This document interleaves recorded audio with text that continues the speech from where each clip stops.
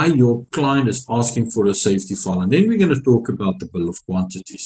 Now, the first thing that we need to understand is who's the role players within the construction regulation.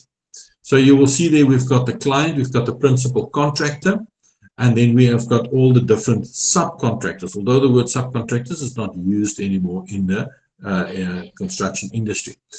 The principal contractor will appoint the principal contractor by the documents 37.2 and the construction regulation 5.1.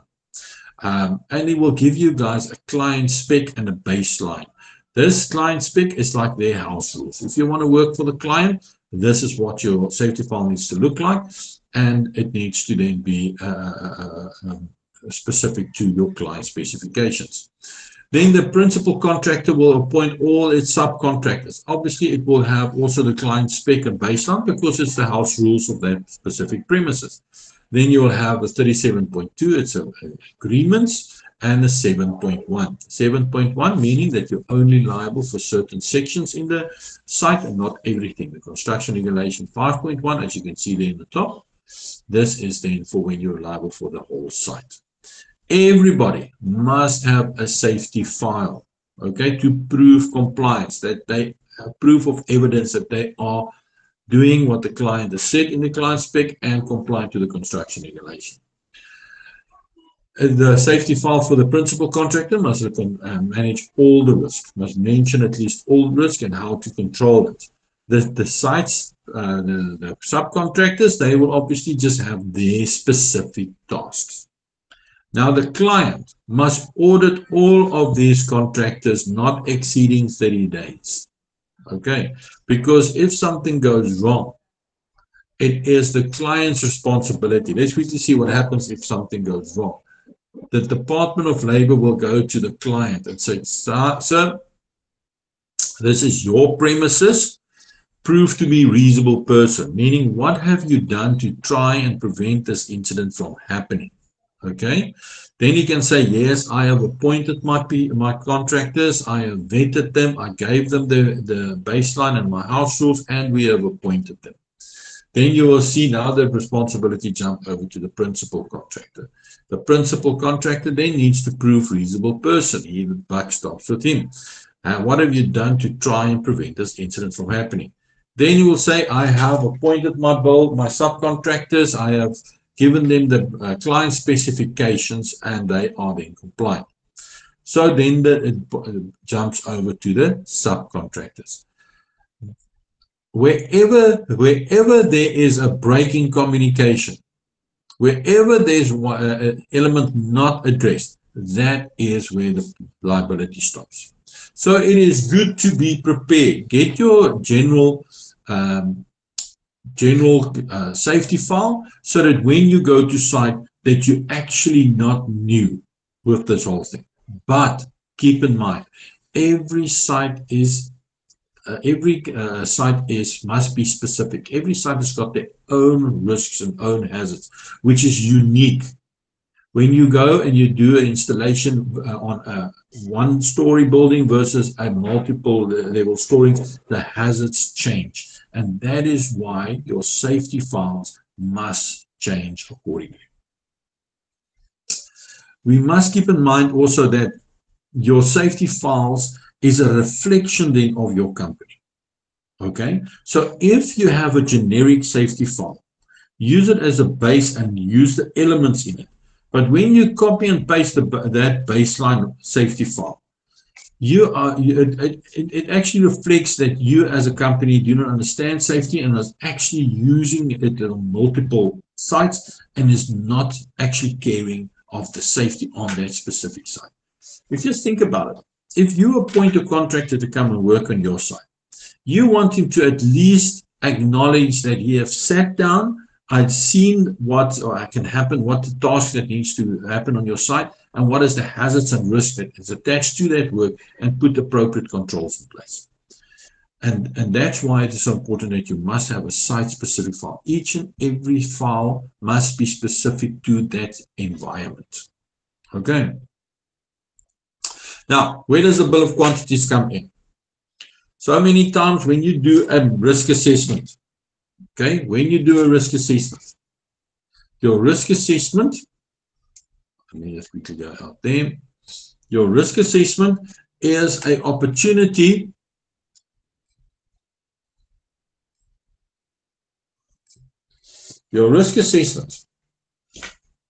is a place where you actually sit down and say, okay, what is the task that I need to do? Let's quickly go back here.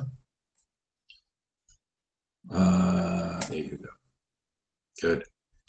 So, for example, you've got a task that is painting of a house. That is your bill of quantities. What are you going to need to build the house, or paint the house? So you've got your painters and everything, and your tools that you're going to use, your ladders, your equipment. You literally plot every single thing according to your bill of quantities. Your bill of quantities is an amazing document that you can use to make sure that your risk assessment and your safety file is correct. Okay, so you're going to have your bill of quantities. You're going to identify everything that you need, and you need to make use it to create your method statement. Okay, out of your method statement, out of your bill of quantities, and you've got your tools and equipment, you need to plot. What are you going to do step for step? Step 1, step 2, step 3. You need to plot it one by one and make sure that you do not skip something. Just remember, this is the opportunity where you can actually convince your client that you know what you are doing. Okay, so use your method statement to convince your clients of your competency. Every single thing. From the moment that you step onto your premises, right to handing over the work. Okay, good. I think that's it. So that is then your method statement. Your method statement has been guided by your bill of quantities. So many times we get people that come to us and say, okay, this is the bill of quantities. We can use that. Although it's not 100% of the method statement, we still need some time with you guys and say, okay, if you're going to paint this, what does the environment look like? What tools are you going to use to achieve this outcome? Now, just see how it guides. Just see how it guides your risk assessment, because now your risk assessment needs to follow these steps. Okay, needs to follow these steps. So look at this. Your method statement is painting a house. You've got tasking specific to the site requirement. All the tools, the steps, everything must be listed there. And then you need to make sure that the people is competent to do those tasks in that as you have mentioned it. And you do your risk assessment to identify your hazards, your risks, your risk rating. Very important. A lot of people don't do their risk rating, so they don't know if it's a dangerous task or not. Just remember, you are communicating now to your client, and you need to tell them that this task is dangerous or this task is not so dangerous. And then you need to identify, most important is your controls. Okay, good. Guys, your risk assessment is then ultimately guided by your bill of quantities. Now, when Department of Labor pitch up on your site, okay, when Department of Labor pitch up on your site, let me just quickly go out there, sorry.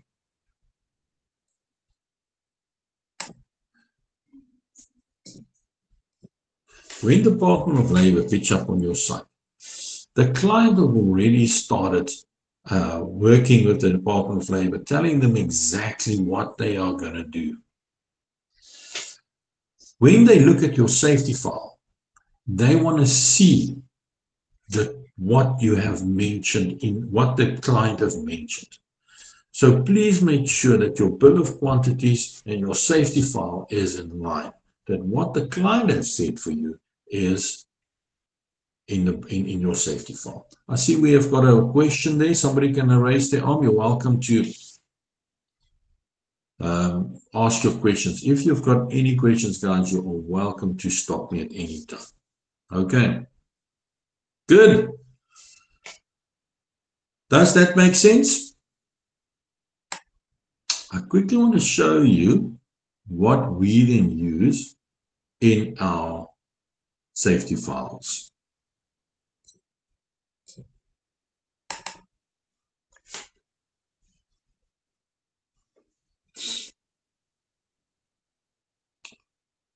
A moment there, for it just needs to line up. There you go.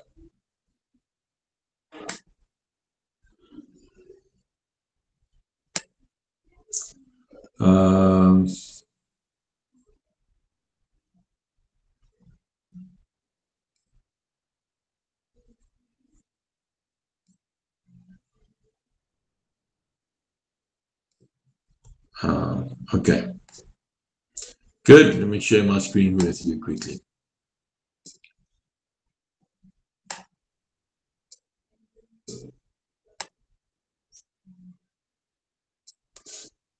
Good. This is the software that we use, which we've assisted in development, is to compile safety files. We call it SafeSite. You will see here is our company details, our personal details, all our company documents there, sorry, all our company documents you can upload there. Then you have back, sorry, wrong button there.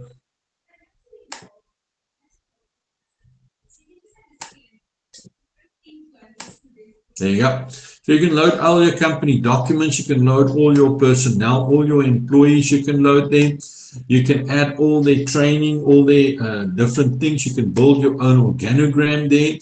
So that it is nice that if every company, if you have got your generic safety filing, this is your training registers, your authorities, your medicals, and everything is then in place underneath your employees. So it is ready for you to get your generic safety file. All your appointments then as well. These are all the appointments that is underneath the safety construction regulation and the OSH Act. You can see there's quite a bit of them. And you can use them and appoint the people that you have in each and every safety on each and every site.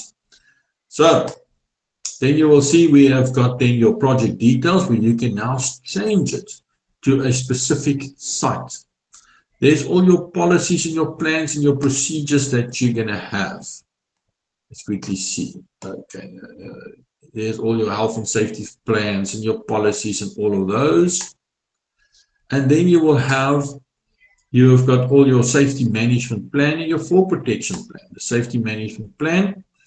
Oh, this is the master one. Let's quickly go there. Select. Good, there you go, on the right hand side. You'll see, so you have got all your different, your safety plans and everything in place that you can use. You've got your risk assessments that they keep track of for you. Let's go to the library. All the different risk assessments that you use. There is work with asbestos and building and catering and ceiling work and all of those things which you can use. So it's ready for whenever you go to a new site, and you can build it up obviously for your own thing. Then we have our contractors. How do you manage your contractors if you're a principal contractor? All your toolbox talks, your safe working procedures and safe operating procedures. So if we would like to have a look at that, you'll see there is all your different safe working procedures and all of those things. Then you will have your incident investigation procedure, your chemicals, your hazardous substances, your chemicals, your inspections that needs to be done. You've got your registers of that needs to be done, and you've got your emergency procedures and all of those things. And then obviously all the acts and regulations as you need it. There is no different acts that you can download and use. Okay, so it's extremely important that you must have a specific, have your safety ready. That's where we're getting at. If it doesn't matter how you have a safety document ready, but the biggest problem that we found in South Africa is that people pitch up on a site with a tender, they got the tender, and the next moment they realize they need safety, and then it catches them off guard. So make sure that you've got some type of safety documents ready, even if it's via software like this, or if it is via Word document. Have your safety ready and start implementing it inside your organization.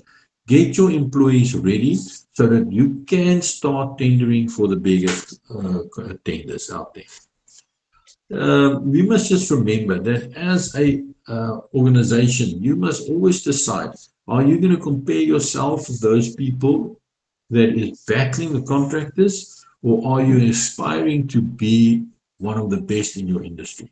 And safety will never go away. So if you would want to be one of the best, then you unfortunately must make sure your safety is in place. Please make sure that your safety is correct. Get the correct knowledge. So many times people say, okay, I need to do first aid, firefighting, safety training for working in heights, and they send the wrong people for this, or they go for medicals, but they go to the wrong places, meaning that your medical is not aligned with what the construction regulation says, and the safety officer will decline it because it's not an Annex 1 medical, okay, and it's not done by the correct medical practitioners. So guys, for those things, for those type of knowledge that you want, you are so welcome to be in contact with us. If it's on the phone or email, we will share in knowledge free of charge with you. So please feel free and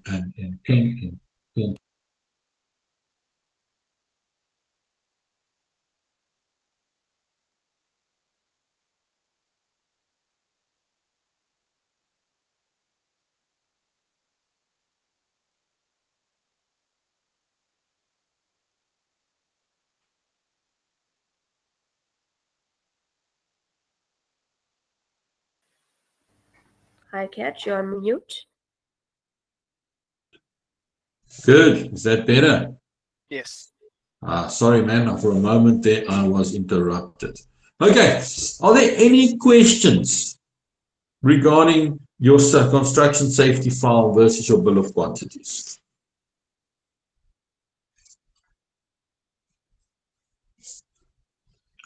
I am going to ask Leanne, we've got mostly of the details here. If we can maybe just send them some information, we will definitely send you some information. I'll send you an index of the safety file of what we that you can use. So please, if you can maybe just quickly drop me, we will also send you some safe working procedures. I see there is Mishak. You have raised your hand. You can welcome to ask a question. But send me your email addresses so that we can send you some safe working procedures, send you some posters. I love posters. I've done a lot of posters, like, for example, the use of extinguishers and those things, and that you can use it within your organization, within your safety plan. But just remember, this whole talk is to make sure to have safety in your company, at least some type of safety. So when your client asks for it, that you're not caught off guard, and the safety is intended to make a difference in your organization from day one. Okay. And if you battle with that, give us a call, pop us an email. We will definitely email you some information so that you can at least start that process with an index and some posters and safe working procedures. Okay.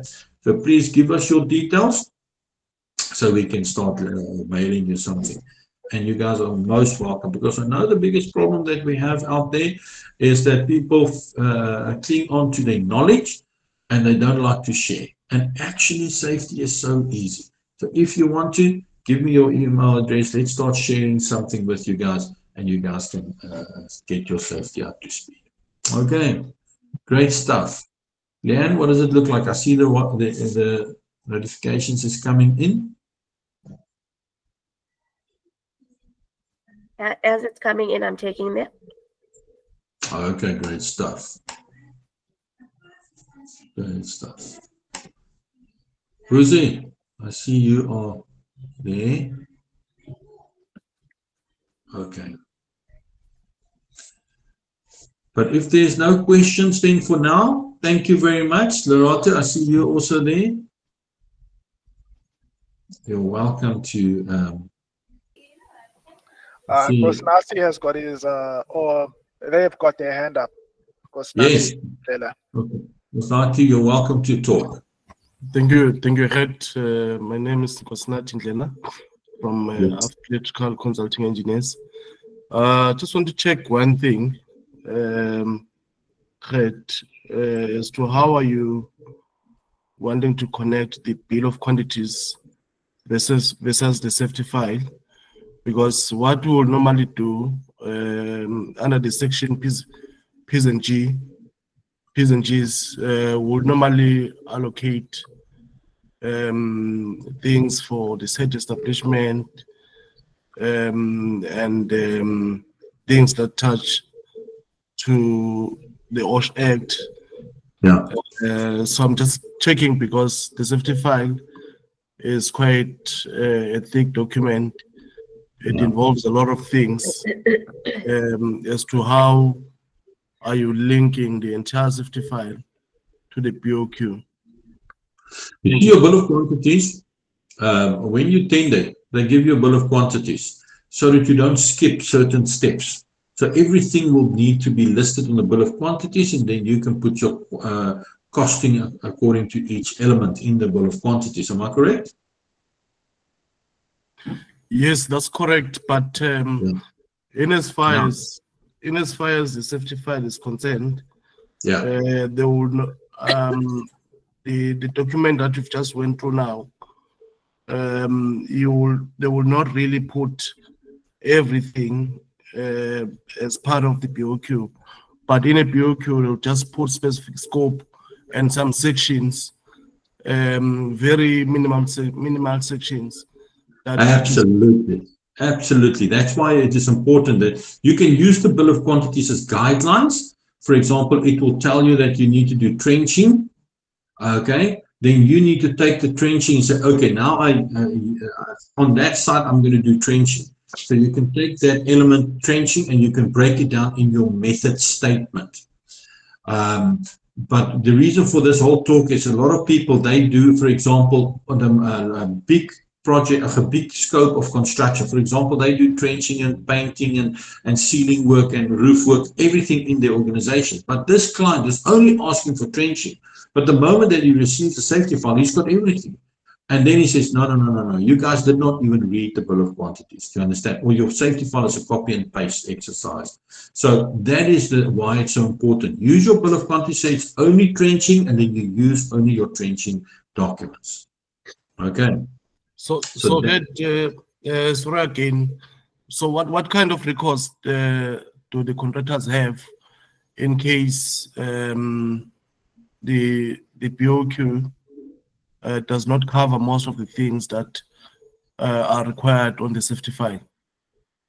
No, the bill of quantities assist the safety file. It is not required to have the safety file mentioned in it. Okay, the bill of quantities will guide you on your activities and your expenses. So you use your bill of quantities to say, okay, I need to do trenching, I need to do working at heights. Then you put it in your safety file. Okay, it is just there to guide you. There's no painting, so I don't do painting in my safety file. Okay, so your bill of quantities helps you and guides you to make sure that your safety file is correct, but it will not mention the safety file. Some bill of quantities does, but not all of them. Okay.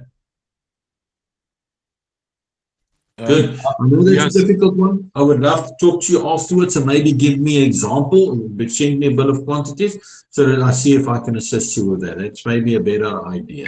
Okay. Yeah, no problem. No problem, Red. I was just checking the linkage, but I think I'm covered. Thanks. Okay, good. I saw there's another email there. Okay. There is some people that have not received, did not give their emails. So if you're welcome to give us your emails so that we can still send you some information regarding the content of a index of a safety file, as well as the some documents. I'll give you a safe working procedures, and we'll give you some posters as well, and we'll send it off to you. But we can only do it if we've got your email address. Okay. We'll also send you some information regarding the software, which I have used here. Let me just quickly go back then.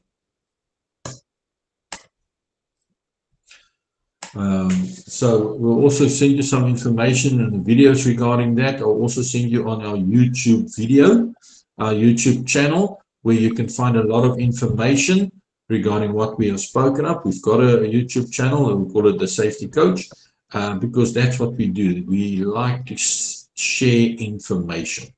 Okay, and if you've got a question, guys, please don't suffer alone, eh? Don't suffer alone. That's why FTS is here. Pick up the call on the phone, give us a call. If it's on the line, it's for free. Okay, so we love to share knowledge because we've got a bad reputation. South Africa's got a bad reputation. People are dying on a daily basis. Okay, great. Thanks, guys. I appreciate it. It looks like we've got most of the people in. We are going to keep the line still open for a while. So if you want to give us your email addresses, we are looking forward to that. And then by the end of business today, you will receive then your email. Okay. Good. Thank you, guys. Enjoy your day. Thank you, Head. Thank you, guys. All right. Thanks. Thank you. Thank you, Head. Thanks. I enjoyed it. Pleasure, man. Thanks. Keep well. Thanks. Bye. Bye-bye. Thank you, Baya. Thank you.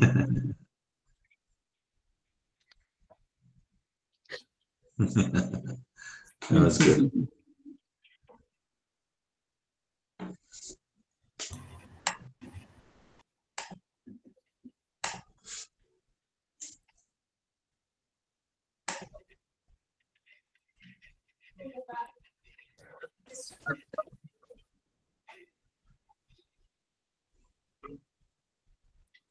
Yes, I see Jeffrey. Have you raised your hand? No, I'm so sorry. Not a problem. You're welcome to talk. We love to talk.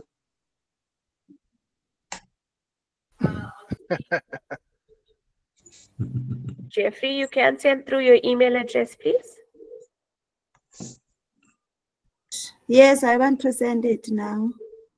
Okay. Thank you.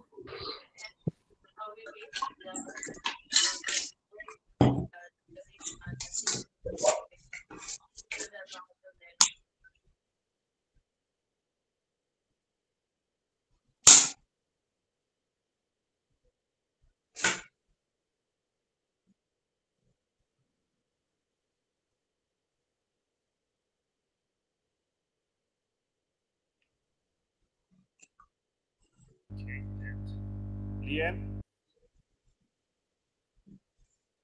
Yes, Jeffrey?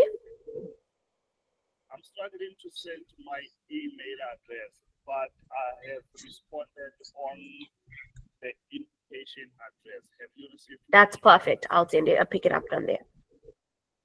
Okay. Thank you so much.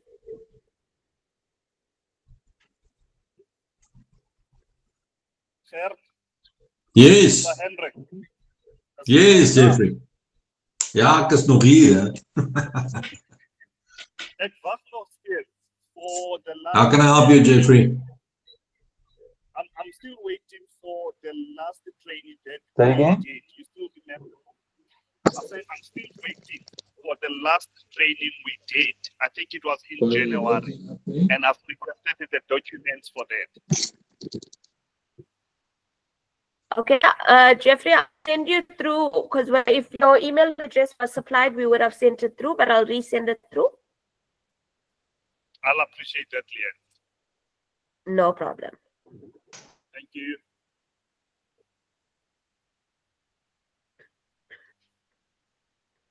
Catch you on mute.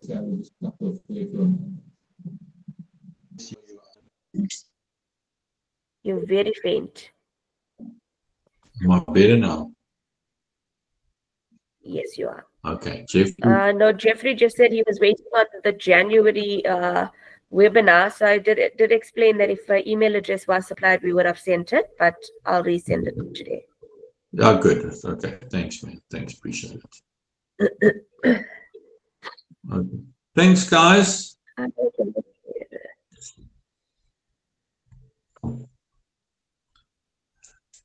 Rebecca. Hello, Rebecca.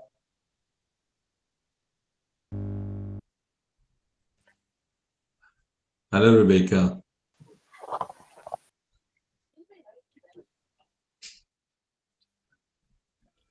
Rebecca just joined. Rebecca just joined. Okay. Okay, thanks very much. I'm going to cut this call and then we'll start sending those emails. Thanks, guys. Appreciate it, eh? Have a good day, everyone. All right. Thanks, Bye-bye. guys. Bye. All right. So, yeah, Rebecca joined too late. Sorry, Rebecca, but we will send out emails for the next one. Just keep an eye out for the next webinar.